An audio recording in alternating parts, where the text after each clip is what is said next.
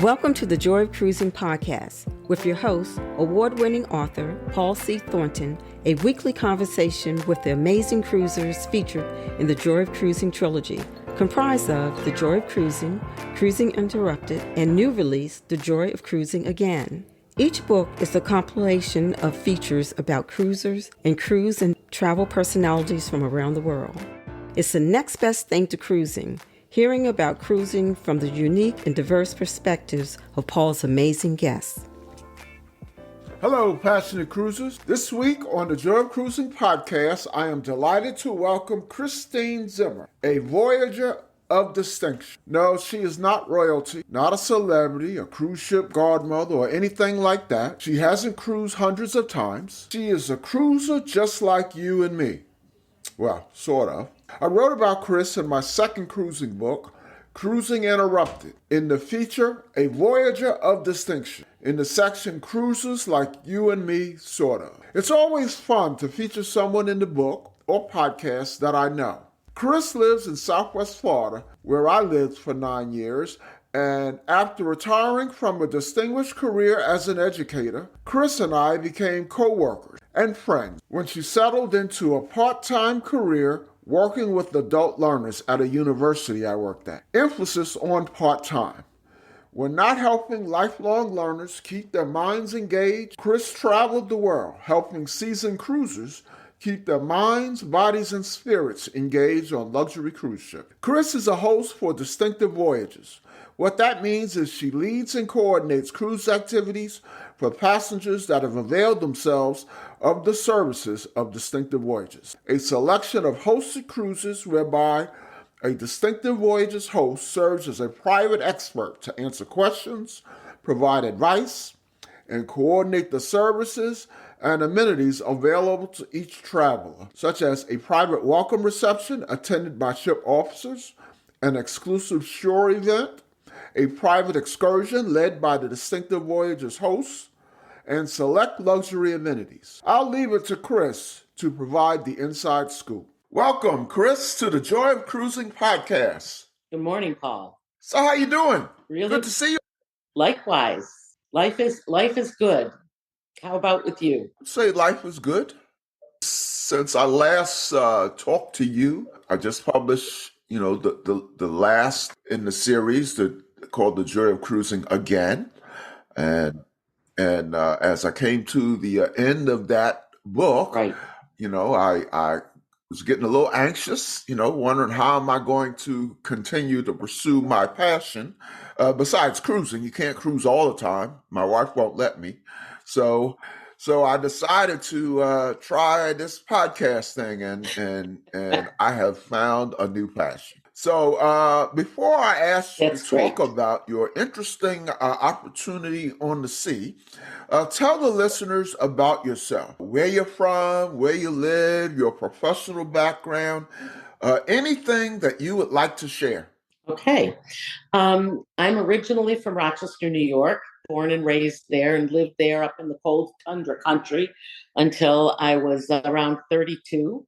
And moved to the Dallas area for a couple of years with my husband's job. And then we relocated in July of 1985 to Southwest Florida, the Punta Gorda, Charlotte County area, where I remain to this day. At that time, our daughters were in kindergarten and second grade, and now they are wonderful young women in their early to mid 40s. And they are parents. I have 4 teenage grandchildren, the oldest of which just started college this fall. I'm an educator by training and by passion, and worked in education, teaching everything from 6th grade to the doctoral level. And now in my quote unquote retirement years, I tell people that I keep trying to retire, but it doesn't stick. I'm currently part-time executive director for Gilstad Literacy Foundation, which is the managing organization for Charlotte County Imagination Library. That's the local affiliate for Dolly Parton's Imagination Library program that provides free books to preschool age children mailed to them every month until they turn 5. So that is keeping me busy when my feet are on solid ground. But like I told you when we first met those years ago, I travel between cruising and family. And so if we can work my travel and the job that you'd like me to do, then we can have a professional relationship. And if not, we'll know it right now and we'll both look elsewhere. So that has been working for me for a number of years now. And so it's good. So, as Chris alluded to, her passion is education, and I can speak to that because Chris and I were co-workers at a university in Florida. Some of you know that's in my background, and I enjoyed working with Chris. What I didn't realize almost the whole time we worked together was that she was as passionate a cruiser as I was. And I'm so glad I eventually discovered that. So we'll hear about that. So I mentioned in the intro, Chris, you were introduced to cruising way back in 1987. So I always like to ask people about their first cruise. Talk about that. At that time, my father-in-law, who was a businessman, had purchased a travel agency and owned it for a few years. And so one fall, he decided to take his 8 adult children and their spouses on a Caribbean cruise. And that was my first cruise experience. So we left out of Fort Lauderdale, and I don't remember exactly where we went. I know the Cayman Islands were in there. I think probably Cozumel. But it was a week-long Caribbean cruise, and that was my first introduction to cruising, and fell in love with it at that point. So I was just going to ask you, was it love at first sight, or did you say, well, we'll try it again? You sounds like you got hooked the first time. I did. I did get hooked first sight. You bet. And I always ask that because I'm keeping some unofficial statistics, and it's running about 9 out of 10 people on their first cruise they get hooked. Mm-hmm. And that's not to say that there are not some disastrous consequences with some people's first cruise. I just don't hear it very much. So. Right. Which is a good thing. Yep. So, Chris, provide the listeners an overview of what I talked about quite a bit in the introduction, Distinctive Voyages, and what being a host entails. Okay. Distinctive Voyages is a program of an organization called Travel Leaders Network. That company, I guess I would say, is a professional organization of travel leaders, travel advisors in the United States and Canada. And there are over 55,000 members of this organization.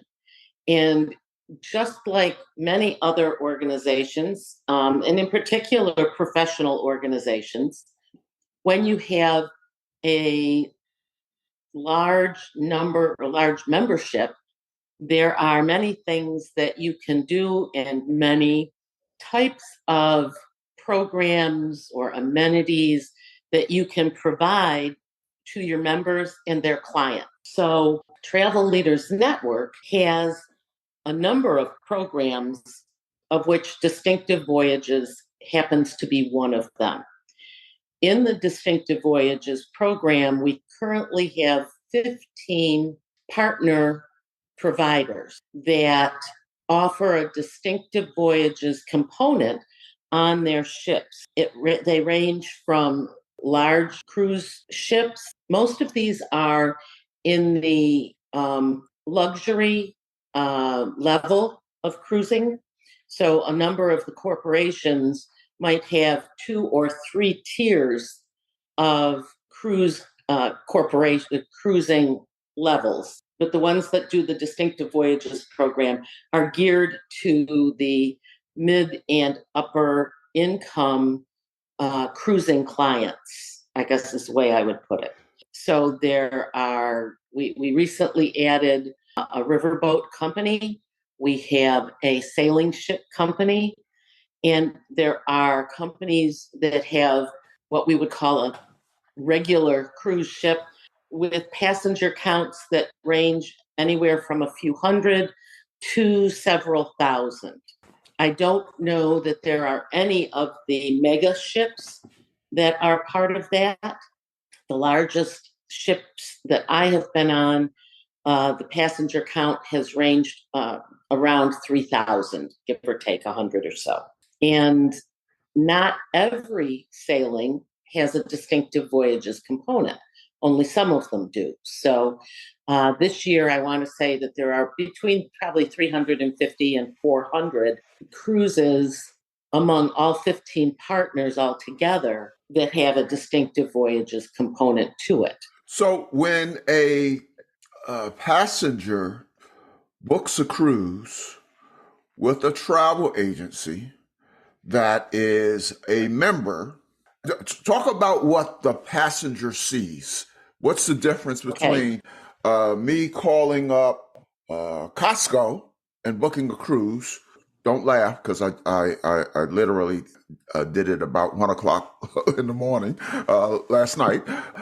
What's the difference between me doing that and me going to a travel agent who happens to be a part of your network, and I booked the same cruise? Okay. Well, first of all, if you book it yourself, you're not going to be part of the Distinctive Voyages program because you didn't go through a member travel agent. Right. Okay. So when the people who book through a travel advisor who is a member, they receive a number of amenities when they are on board. So, for example, the first day when they get by early evening of that first day on the ship, there will be a packet of information delivered to their cabin about the Distinctive Voyages program, the amenities that will be provided for them if they wish to participate. And sometimes people want to take advantage of everything. Sometimes they're not interested in participating in any of it. And sometimes they pick and choose what works according to what they want from that cruise experience. Now, Chris, let me interrupt. So what you just mentioned, you said they would find a packet of materials in their stateroom.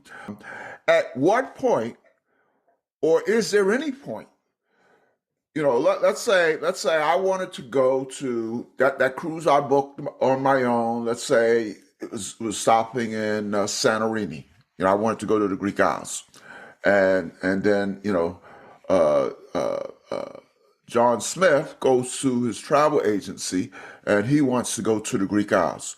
Does he know or she know before they get on the ship that they're a part of something called Distinctive Voyages, or do they not find that out until this packet arrives in the stateroom? It's a great question, Paul.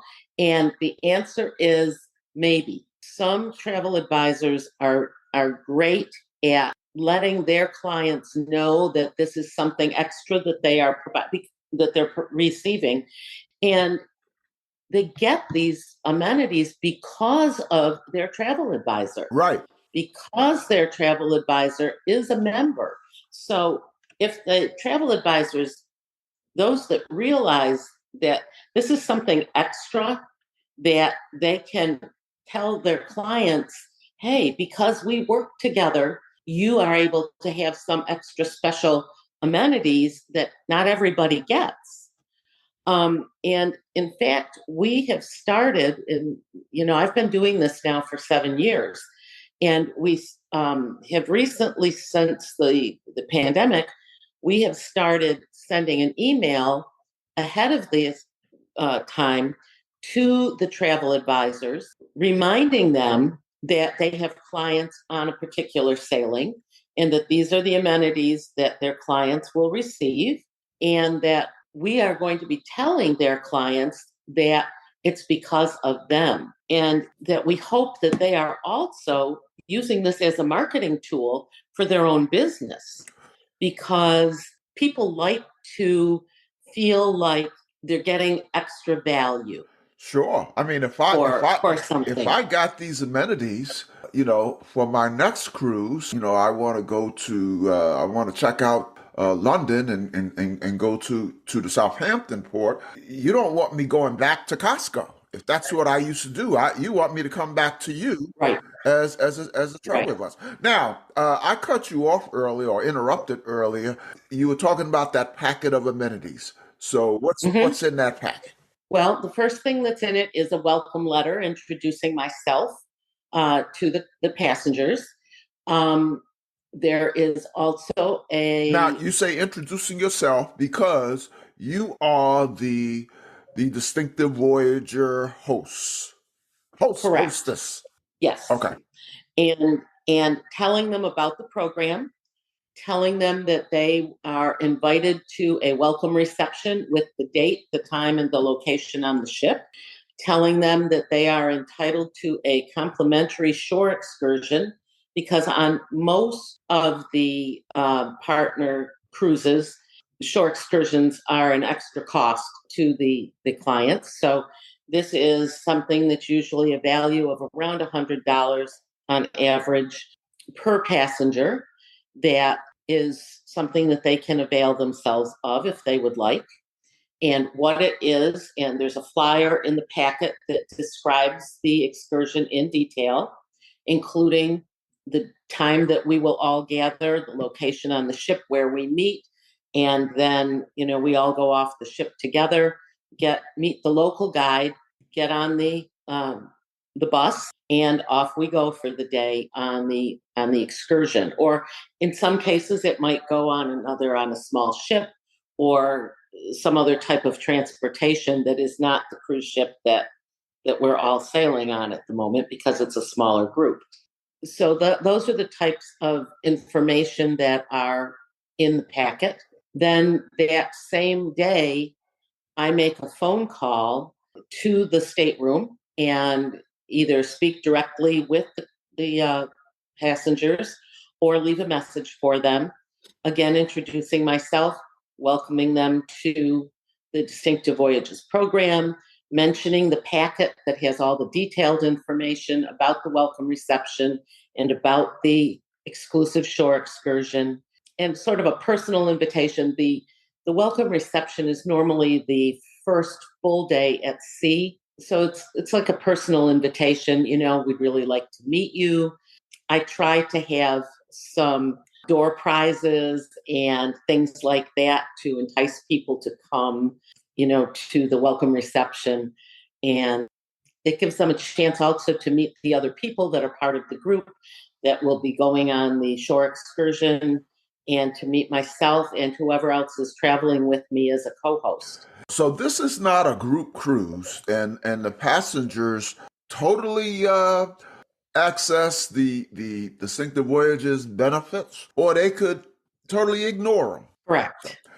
What I'm sure the listeners are interested in, the premise, the reason that you were in the books, you were in the second cruise book, Cruising Interrupted, and the reason that you were in the book is, you embodied the overarching criterion of the book: passionate cruisers who act on their passion in fascinating ways, and so your role as a Distinctive Voyages host has enabled you to go on a series of bucket list cruises. So we're friends on Facebook, and I've been following your wonderful recent cruise. So let's get into cruising and how being a host affects you. So let's focus in on that recent cruise, which I just saw so many fascinating posts on Facebook. Okay. You know, sometimes things mushroom. And that's what happened this summer. I started out signing up for the cruise of the Greek Isles. So Rome, 5 stops in Greece, Malta, and ending in Barcelona. The And one I just booked at 1 o'clock in the morning. well, you and I can talk privately and I can tell you more about those. Okay. And I signed up for that because I'd never been to Greece, and I had been to Europe a number of times, but hadn't gotten to the Eastern Mediterranean. And my oldest granddaughter was graduating both from high school, and she also had completed her AA. So she had her 2-year college degree, and she completed that while she was in high school. And so, as my graduation gift to her, I offered to take her on this cruise as my co host. And so we started organizing everything. And by the time it was all finished, I think we had 17 members of my family and friends that were also on that cruise, which certainly made for some extra special fun. Wow, 17. And that's not the norm, right? Yeah, I mean, you always have No, a no. plus one as a co-host, right? Yes, yes. But, her mom, my daughter, went and brought along her brother. They kind of made a deal that if he came on her graduation trip, then she could come on his graduation trip in 2025. And a cousin of theirs and her other grandmother and her spouse and my sister and a cousin and some friends. It was crazy. That sounds wonderful. And all the time you're working as a Distinctive Voyage host. Yes, yes. And So we ended up with did you say what ship this was? I missed that. no. This was the Celebrity Reflection. Okay, okay. Okay. And so we set sail out of Rome. We started a few days early and we actually booked an Airbnb in the Piazza Navona historic area of Rome, the area that was built in the 1400s, and enjoyed seeing the city. And, then got on the ship and we had stops in Olympia, Mykonos, Rhodes, Athens, Santorini. We were in Rhodes when the fires began, which was just tragic. And then from Greece, we headed to Malta, and then from Malta to Barcelona, where we spent another few days in an Airbnb to enjoy the city. I had been there in the past. It's one of my favorite cities. So I had no problem staying and helping show folks around Barcelona. Then I'm sorry for interrupting. Correct me if I'm wrong. Didn't you used to teach Spanish? I did. Okay. I was a Spanish major in college and a Latin American studies minor. Okay. So, yes. So Oh, I'm you must have been in your glory in Barcelona. absolutely. It's wonderful. Yeah, my last well, not my last. It sounds like I go every once in a while. My only med cruise. We went to we did a med cruise in October, and it ended in Barcelona.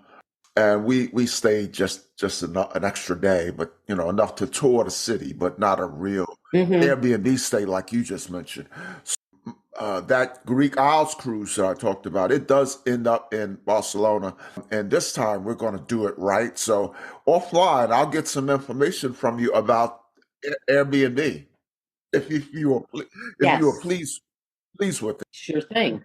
And the places to Uh-huh. definitely make sure you don't miss. So then I flew back to Rome because in the meantime, we were Distinctive or Travel Leaders Network was still needing more hosts for additional summer cruises. And I figured, well, I've already spent the money for the tickets. I may as well stay longer and do another cruise. Oh, so this was an unplanned Distinctive Voyage cruise? Yes. Wow. Well, I mean, it was planned before I got there, but it sort of evolved over the late spring and like in May, things started evolving. So I meant unplanned for you. Unplanned for me, yes. Yeah. So I got back and got on the Celebrity Beyond. Wow. And the Edge class ships are just amazing. They're phenomenal. What was that your first time on the Edge class? No, I had actually done a transatlantic crossing on the Edge in April of 22. Oh, that's I tell you, you're just naming bucket list items. I'm doing my first transatlantic in April of 24. It's not on Celebrity, but it will be my first transatlantic. But I have been on that Mediterranean cruise in October. I mentioned that was Celebrity Beyond. So you know what a fabulous ship it is. Oh yes. And so then I needed another co-host, somebody else to join me and share the cabin expense. And so I talked to my friend BJ, who had gone with me in October of 22. We did Boston, Quebec City, and back to Boston. At the time, that managed to keep me away from Hurricane Ian because I was north and going on that cruise at the time. And thankfully, my home did not suffer any damage from the hurricane. Otherwise, I would have had to come home and deal with it instead of going on the cruise. So she signed up to go with me on this cruise that the Beyond was taking. And the more we talked, she would have gone on the Greek Isles cruise, but had a friend who they had sort of decided years ago that they would go to Greece together. And so she didn't sign up for it. Well, then in the interim, come to find out, this friend said she was never going on a cruise. So Travel Leaders was still looking for a host for the Reflection, again, to repeat that first itinerary of the Greek Isles, Malta, Barcelona. Mm-hmm. So we signed up and did that one as a repeat so she could go. Wow. Which is how I ended up spending 6 weeks in Europe this summer. So going back to the Celebrity Beyond, that cruise left from Rome, went to Olympia, and then Corfu, and then up to Dubrovnik and Kotor, Montenegro. And Montenegro blew me away. It's like going to Norway. The fjords and the mountains coming right down to the water and everything are just amazing. And then from there, we came back into the Med and around of Italy, stopping in Messina, Sicily, Naples, which is where we did our exclusive shore excursion, which was a walking tour of Naples. Then we went to Gregano, I always mess up how you say it, where they've been making pasta for over 500 years and had an amazing tour of a pasta factory. And they cooked 3 different types of pastas for us with 3 different sauces for lunch. And then we went down to Sorrento and had about an hour and a half to wander around Sorrento before getting back on the bus and back up to Naples to the ship.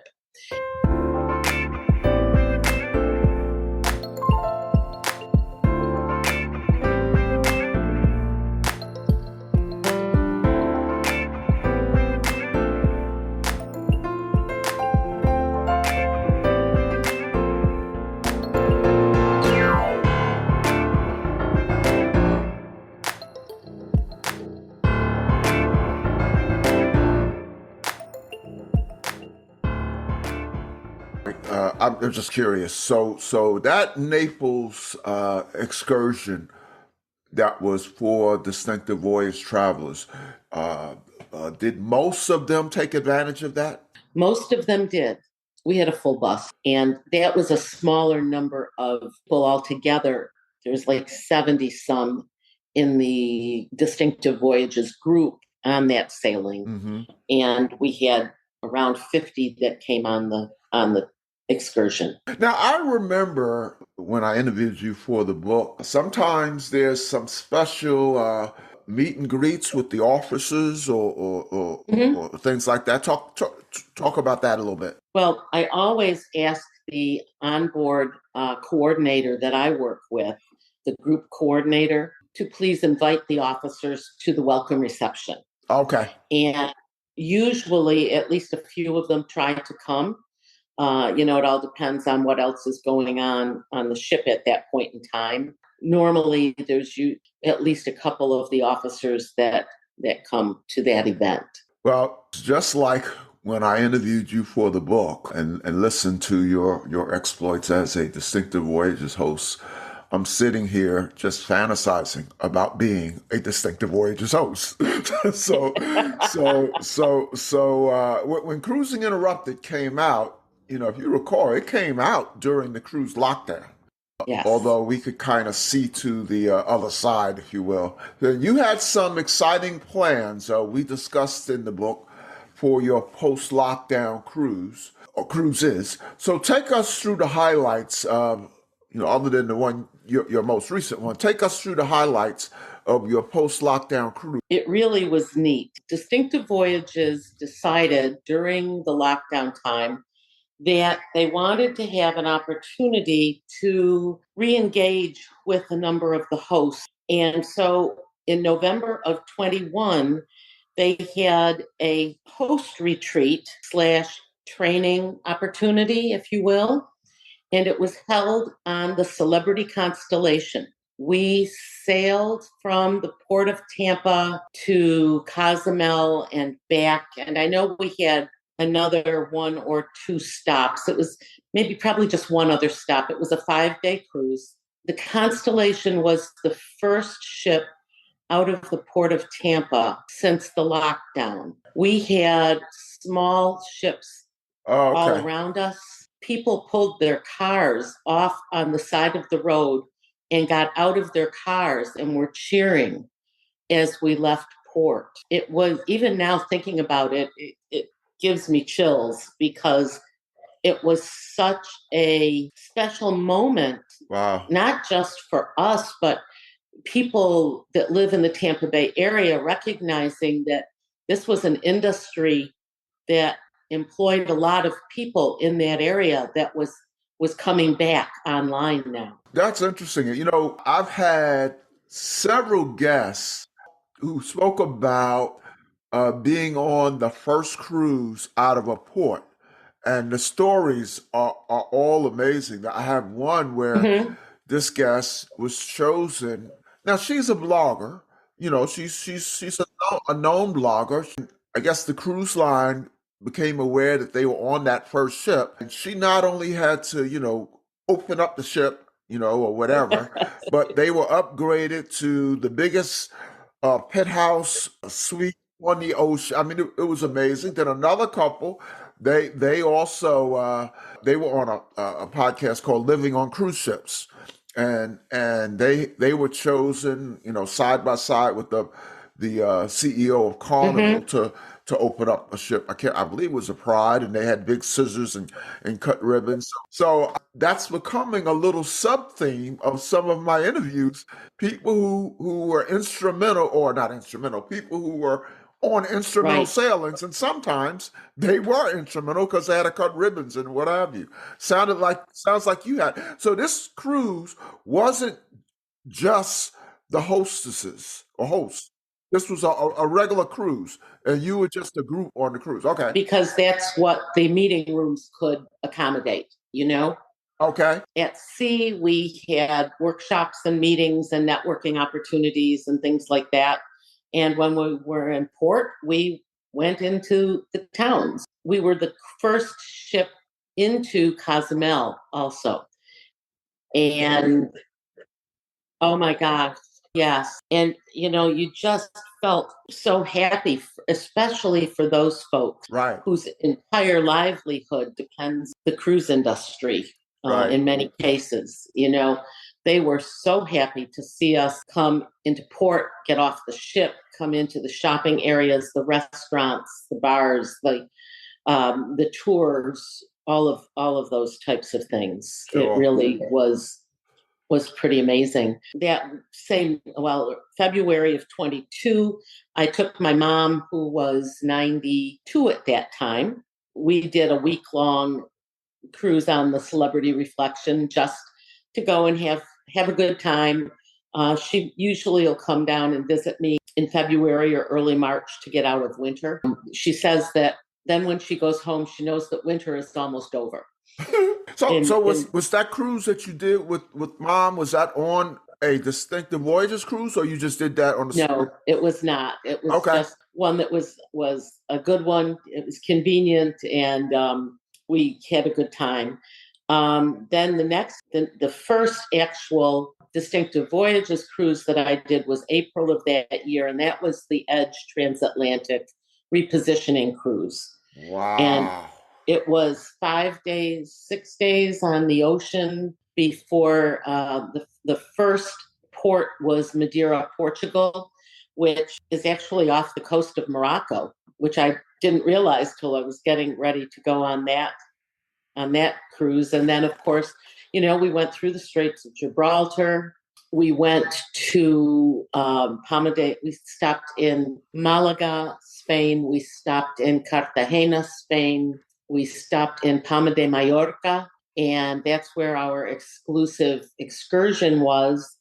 And we went to an area it's called the Caves of Ham, and it's all stalactites and stalagmites, and you go down this curving steps into these caves and all through it that are just phenomenal. And also then to a 300-year-old basically plantation house, 3-story tall plantation house that was fascinating to go through it and see the history and all of those types of things. Mm-hmm. And ultimately, we ended up in Rome, which is the home base in the Med for the Edge, Civitavecchia, actually, but that's the port. And then last fall, when Hurricane Ian was heading this way, I was scheduled to do the Boston to Quebec and back on the Celebrity Summit. And when they showed us from living down here, the cone of uncertainty, Mm-hmm. The Friday before, I was scheduled to fly out on Thursday, the 29th. They were projecting that the storm was going to hit on Wednesday, the 28th. So I knew that there was not going to be anything flying from anywhere along the west coast of Florida at that point. So I quickly grabbed another ticket and got north. One of my daughters lives in the Boston area, and I was going to spend a long weekend with their family before getting on the ship. And so I spent a week instead. And I managed to escape from being here for Hurricane Ian. That was a wonderful cruise also.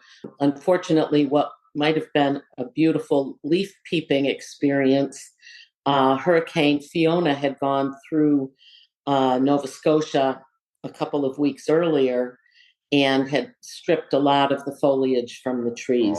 Oh. But we still enjoyed it. And Quebec City is just fabulous. It was we had an overnight there, I believe, and just really enjoyed touring, walking around the old town, doing all of those types of things. That was my 2022. And then again in February of 23, Mom and I did another Caribbean cruise in February, and a couple of cousins came along. This was a non-distinctive voyage. And right, just personal. So, listeners, here you have it. This is a passionate cruiser, someone who can go unbelievable places on great ships at I don't want to say no cost because you're working, but at no cost, and then but that's not enough. And someone who still cruises whenever she can. Uh, yep, my kind of person, Chris. That's right. That's right. So you So had a it sounds yeah. like a very fulfilling from a cruise standpoint post lockdown. What do you have booked? Funny you should ask that question. Travel Leaders Network decided that the first host retreat was so successful that there is another one scheduled, and it leaves on October 1st, and I will be on it. And it will be on the Holland America, New Amsterdam. And we're sailing from Vancouver, Canada to San Diego, California, Oh with a wow. stop in Seattle. And that's coming up pretty quickly here. And then in February, I'll be on the Celebrity Equinox doing a 10-day Ultimate Southern Caribbean Mhm. out of Fort Lauderdale and back. And then in June, I'm doing my first trip on Regent Seven Oh Seas. wow. Yeah, I'm very excited about that also.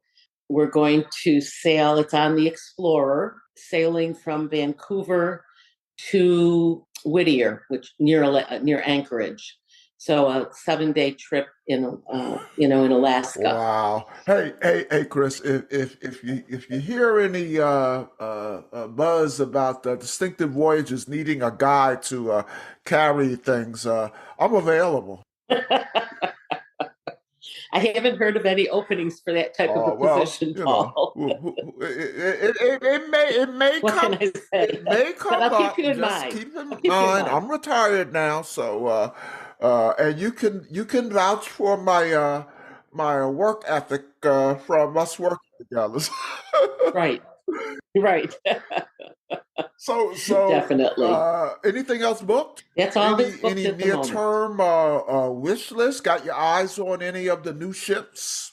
I don't necessarily have my eyes on new ships. I definitely picked the Edge class ships because I really wanted to, have an opportunity to see them because I'd heard so much about them. The itinerary that I really want to book around South America. So that's on your Yeah. bucket list. What else is on your bucket Yeah. list?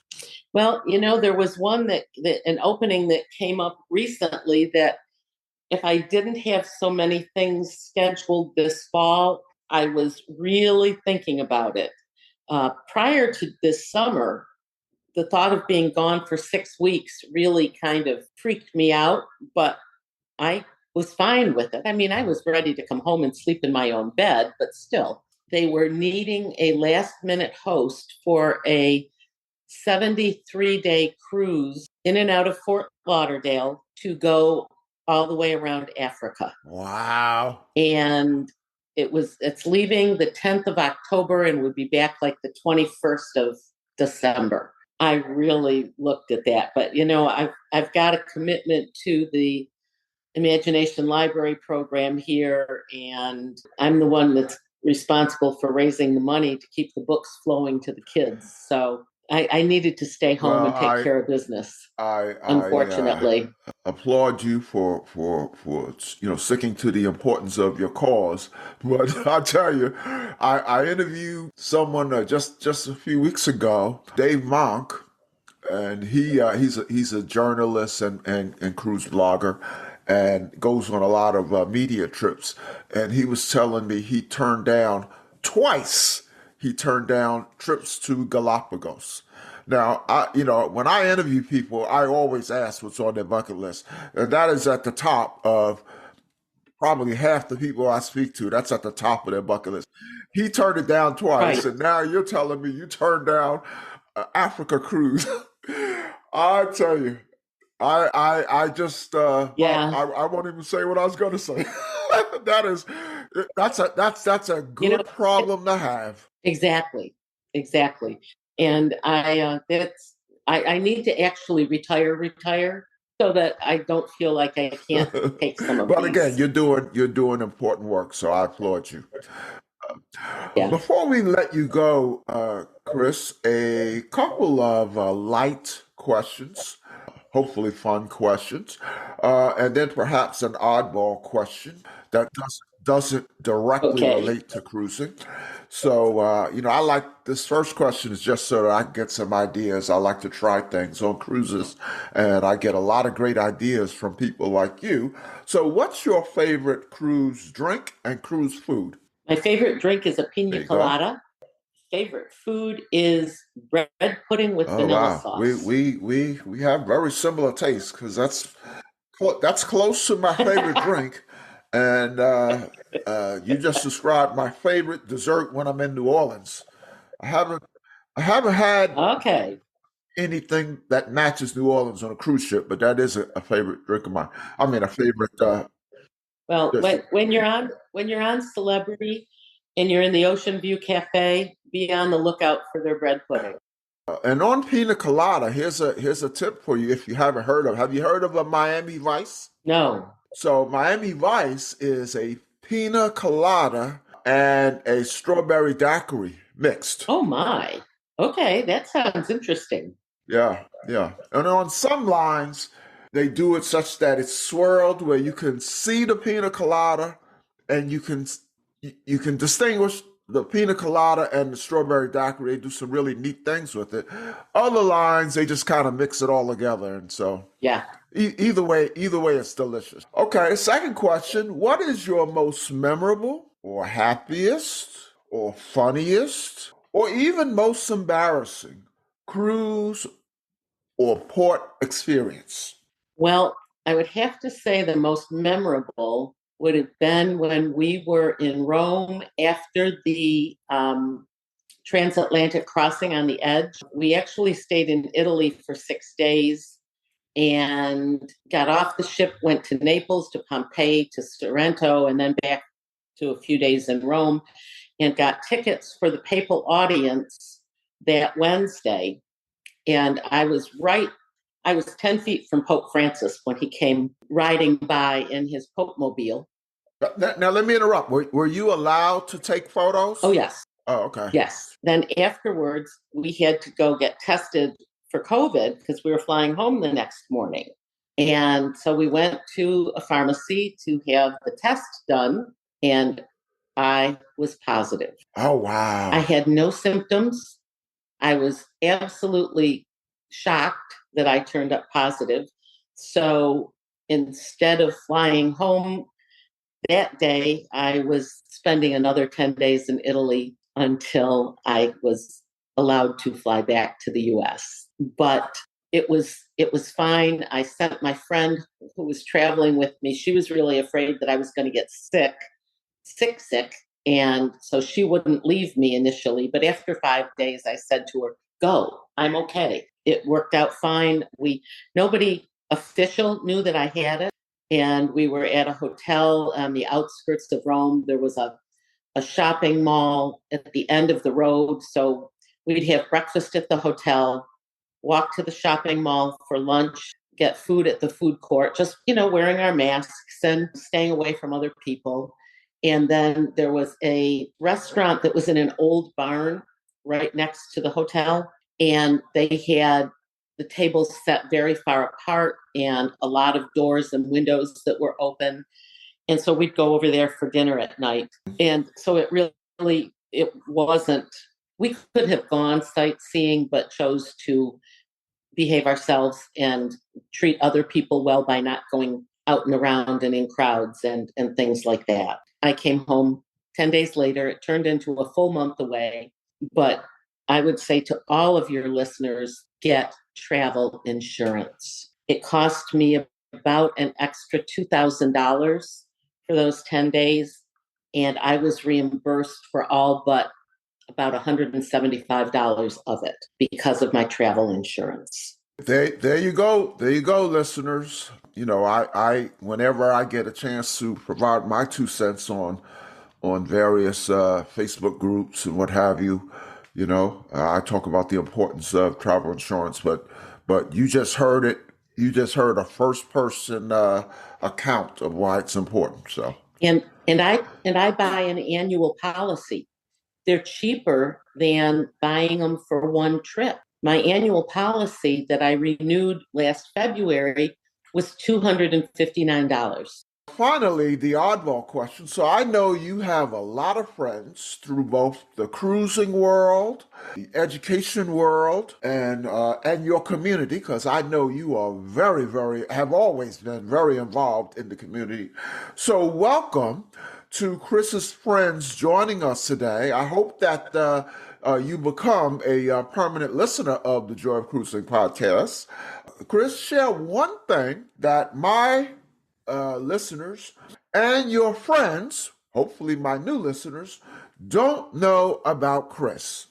Well, probably the thing that most people don't know is that I'm a team leader for a women's retreat group at my church. So, We'll say some more. What does that entail? You do a lot of leadership stuff. It seems. I do. That we put on an annual retreat for women that is run by women, and it's based on Luke's gospel of the Emmaus story after the resurrection. And so it's a weekend that it's a Friday night to Sunday afternoon retreat that we hold in Venice, Florida at the Diocesan Retreat Center. Very good. Chris, you're always doing great things. It has been wonderful talking to you. So see you again. You too, Paul. Thank you so much for coming on the Joy of Cruising podcast, and all the best to you in your travels, in your community pursuits, in your church pursuits. And you are going to be going on all kinds of wonderful cruises in the future. So we fully expect you back, if you will be back, to share some of those amazing adventures with our listeners. Absolutely. Just like you, Paul, we can never talk too much about cruising. There you go. Chris, as they say, I'll see you on the ocean. You bet. Take care of yourself now. Bye-bye. Bye, Paul. Thanks. The Joy of Cruising and Cruising Interrupted, each $16.99 plus shipping, and new release, The Joy of Cruising Again, for $18.99, can be ordered at the link on thejoyofcruisingpodcast.com. For each of the 3 books, use the discount code Joy of Cruising Podcast and get $4 off. The Joy of Cruising books are also available at Amazon. Order the ebook at Amazon or your favorite online retailer. Stay in touch by joining the Joy of Cruising Podcast Facebook group or following the Joy of Cruising Podcast on Instagram. We're constantly adding new shows. Please leave a review and tell a friend about us. We hope you enjoyed this brief escape to the ocean. See you next week.